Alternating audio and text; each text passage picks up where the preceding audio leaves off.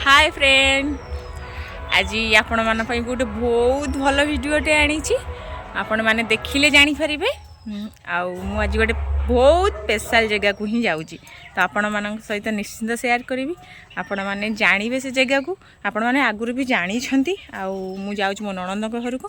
Special जगह ही मो नणंद घर तो आज टोटाल एरिया बुलेकी आपण मानक शेयर करी आठ बहुत किसी फिल्म फिल्म भी शूटिंग होती सीरियल भी होती एबे रिसेंट गोटे ओडिया सीरियल कौन एबे आसते सब आर्टिस्ट माने तो सही जगहटा को ही जीवी जो मैंने जानीपे से कमेंट निश्चिंत कहे कौ एरिया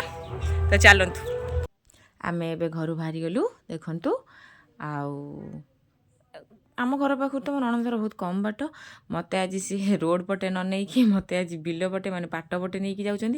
पाट पटे भी नुह एटा कौ पटे मत आणिक जाने अलरेडी मो नणंद पाखे हो मंगला पाखे पहुँची गलु देखु एवं घर पलि आसो देखु यहाँ घर एवं घर भर एंट्री मार ये मत छाड़ी पलैबे मुझे एका जी झील झीर मोर आसचु आ देखते ये मो पीसी माने मो नणंदर सासू आठी बड़ नना माने बड़ भाई एठी बड़ भाउज बड़ देई दीटा हिसाब एठी मो नणंद देखु आम एठी गोटे बेले खायापी आसलु ठाकुर देखी कहीं ये गज उदाहरण हो तो माने ठाकुर होती तो से मो नणंद मत कहले आसापी तो मुझे जाइए ये आम खायापी जाइए देखूँ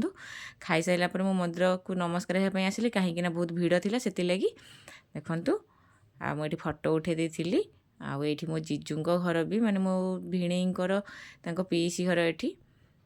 तो घर को बुलाइपा जाते मुझे देखे देखूँ मो जीजू ठिया होती ये मो नणंदर दियर हिसाब हे देखते ठाकुर केमती होती निश्चिंत कमेंट रे जनइबे आउ टोटाल एरिया में गाँ सब बुलेकी आपण मानक देखमी देखूँ यहाँ मार्केटा माने छकटा आउ एठी तो देखी पार्टी यहाँ बड़ दाण्ड माने भाई पाखक जावाई देखूँ यहाँ स्कूल पड़िया आटा मंगला पाखरे माने देखूँ आम ए बाहरी गलु क्या मो मौसी आसते तो से मुझे कहली चल मत बुलाने आम घर ये बहुत बंधु बांधव अच्छा जा घर को भी जिमी से मत समस्ते ही माने आम टाइटल ये बहुत सारा अच्छा तो जा घर को जिमी तो से निश्चिंत ही मत पानी ग्लास जाचिए कहीं ये मोर सबू भौणी पीसी किए केते कौन हिसाब है मुंड खराब देखूँ ये आम पलि आसचु अलरेडी भाई पाखक देखो केते सुंदर प्लेस आपण मानू केमती लगुच कमेंट रे निश्चिंत मतामत देबे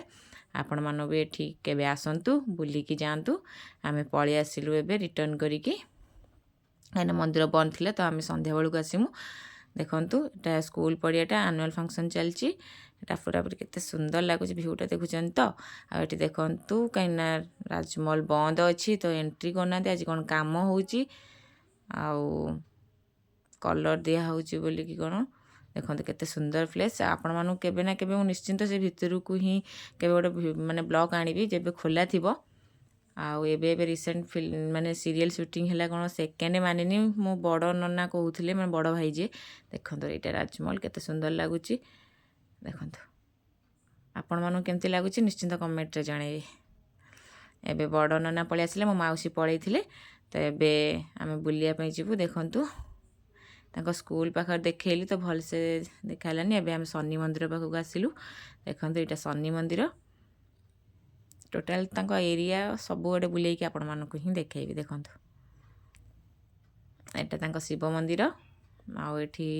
मोर 3-4 जन जीजू बसीचंती एटा भापदेई मंदिर देखो ये गाधा गाधी करते सब कम भी करते ये भी शिव मंदिरटा छोट मंदिरटे देखो प्लेसटा केते सुंदर लगुच देखुं यहाँ मंगलांकर यज्ञ हुए आटा मंगला मंदिर देखु आउ संध्या बेले मु आलती करने भी जाइली माँ कति से आलती सरी आसला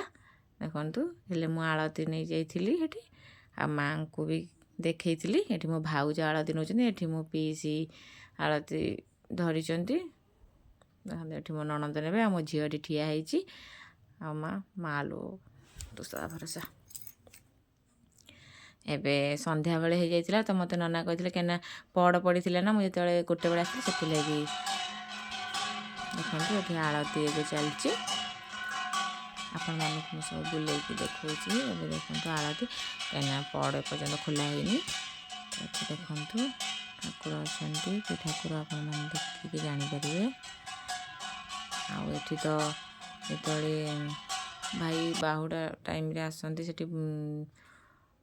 ତାଙ୍କ ଯେଉଁ ବେଢ଼ାଟା, ଏଇଟା ଲକ୍ଷ୍ମୀ ମା'ଙ୍କ ମନ୍ଦିର। ଯେମିତି ପୁରୀରେ ଯେମିତି ଏଠି ବି ସେମିତି, ଛତିଆରେ ଯେମିତି ଏଠି ବି ସେମିତି।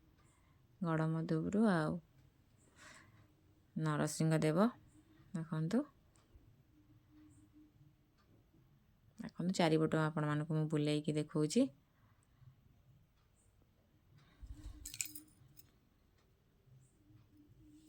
ଦେଖନ୍ତୁ କେତେ ସୁନ୍ଦର ଲାଗୁଛି। ରାଇଟ୍ ସାଇଡ଼୍ରେ ଥିଲେ, ଏବେ ଲେଫ୍ଟ ସାଇଡ଼୍ରେ ବାହାରିଲି। ଏବେ ପଡ଼ ଖୋଲା ଯିବ। ଏଠି ମୁଁ ଏବେ ନମସ୍କାର ହେବି। ନମସ୍କାର ହେଇ ଦେଖନ୍ତୁ ପଡ଼ ଖୋଲା ହେଇନି, ମୁଁ ନମସ୍କାର ଏବେ ହେବି। ନମସ୍କାର ହେଇକି ଉଠିଲା ବେଳକୁ ଏବେ ଖୋଲା ସରିଥିଲା, ତ ମୁଁ ସେତେବେଳେ ଟିକେ ସୁଟ୍ କରି ନେଇଥିଲି। ଦେଖନ୍ତୁ ମା ସୁଭଦ୍ରା କେମିତି ବସିଛନ୍ତି, ଭାଇ ବି ବସିଛନ୍ତି, ବଡ଼ ଭାଇ ସାନ ଭାଇ। ଅତି ମାନେ ମୁଁ ପୁରାପୁରି ଶାନ୍ତି ଲାଗିଲା ମୋତେ। ମୁଁ କାନ୍ଦି ପକେଇଲି ଏଠି ତାଙ୍କୁ ଦେଖିକି। ଆଉ ବହୁତ କିଛି କଥା ବି କହିଲି ଭାଇଙ୍କୁ, ବହୁତ କିଛି ମାଗିଲି। ଆଉ ଆପଣଙ୍କୁ ଭିଡ଼ିଓଟା କେମିତି ଲାଗିଲା ତ ନିଶ୍ଚିନ୍ତ ମତାମତ ଦେବେ।